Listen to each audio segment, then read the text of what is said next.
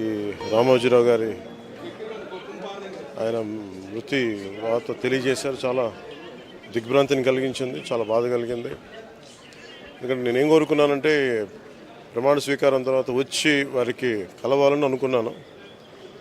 ఆ పాప ఆయన ఎంత ఇబ్బంది పెట్టారు ప్రభుత్వాలు గత దశాబ్దన్నర కాలంలో.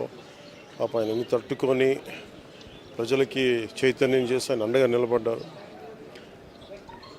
ఒక మహోన్నతమైన వ్యక్తి. ఇప్పుడు ఆంధ్రప్రదేశ్లో కానీ భారతదేశంలో ఎక్కడైనా సరే, ముఖ్యంగా ఆంధ్రప్రదేశ్ తెలంగాణకు సంబంధించి తెలుగు రాష్ట్రాల్లో ఏ జర్నలిస్ట్ ఉన్నా అది ఈనాడు స్కూల్ ఆఫ్ జర్నలిజం నుంచి వచ్చే రూట్స్ దానికి ఉంటాయి.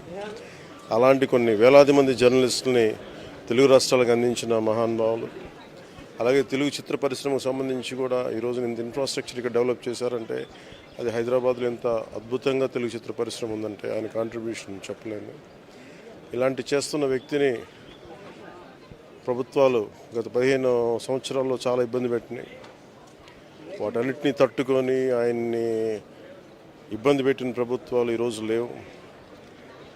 ఆ విజయం ఆయనకి తెలియజేయాలని అనుకున్నాం, చేసి లోపల దురదృష్టం ఇలా జరిగిపోయింది. వారి కుటుంబానికి, ప్రతి ఒక్కరి కుటుంబ సభ్యులకి, అలాగే ఈనాడు గ్రూప్ ఆఫ్ కంపెనీస్ వారందరికీ కూడా నా జనసేన తరపు నుంచి, నా తరపు నుంచి వారికి నా సంతాపం తెలియజేస్తాను. ఈ సమయంలో మీ అందరికీ ఆ భగవంతుడు వారి కుటుంబ సభ్యులకి అండగా ఉండాలని కోరుకుంటూ సెలవు తీసుకుంటాను.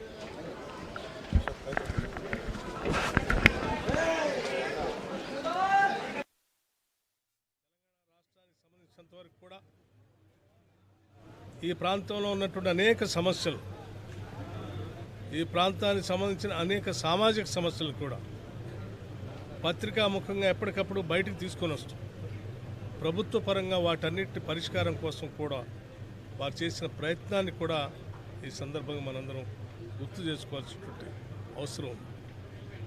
వారి కేంద్ర రాష్ట్ర ప్రభుత్వాలు ఎప్పుడు కూడా గౌరవిస్తూ అనేక రకాలైనటువంటి గౌరవ పురస్కారాలను అందించినటువంటి విషయం కూడా మనందరికీ తెలిసింది.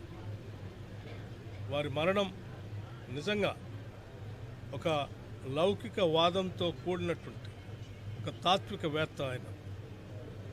అటువంటి తాత్వికవేత్త హైదరాబాద్ నగరంలో ఒక అద్భుతమైనటువంటి ప్రపంచం తలమానికగా ఉన్నటువంటి రామోజీ ఫిలిం సిటీ లాంటి దాన్ని కూడా నిర్మించి తెలంగాణకి ఒక ఔన్నత్యాన్ని, ఒక గొప్పతనాన్ని కూడా తీసుకొచ్చిన సంగతి కూడా మనం మర్చిపోకూడదు.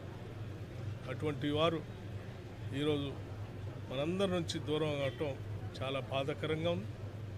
రాష్ట్ర ప్రభుత్వం తరఫున ముఖ్యంగా మా ముఖ్యమంత్రి రేవంత్ రెడ్డి గారు కూడా మంత్రివర్గ సహచరులు అందరితో మాట్లాడి వారు అత్యవసర కారణాల వల్ల, రాజకీయపరమైన అవసరాల వల్ల ఢిల్లీలో ఉండటం, మేమంతా మాట్లాడుకొని ఇంతటి గౌరవప్రదమైనటువంటి వ్యక్తి ఈరోజు మనందరి నుంచి దూరం అయినటువంటి సందర్భంలో రాష్ట్ర ప్రభుత్వం తరఫు నుంచి ఒక గౌరవ పురస్కారంతో, ప్రభుత్వ అధికారిక లాంఛనాలతో వారి అంత్యక్రియలు చేయాలని చెప్పి కూడా ప్రభుత్వ పరంగా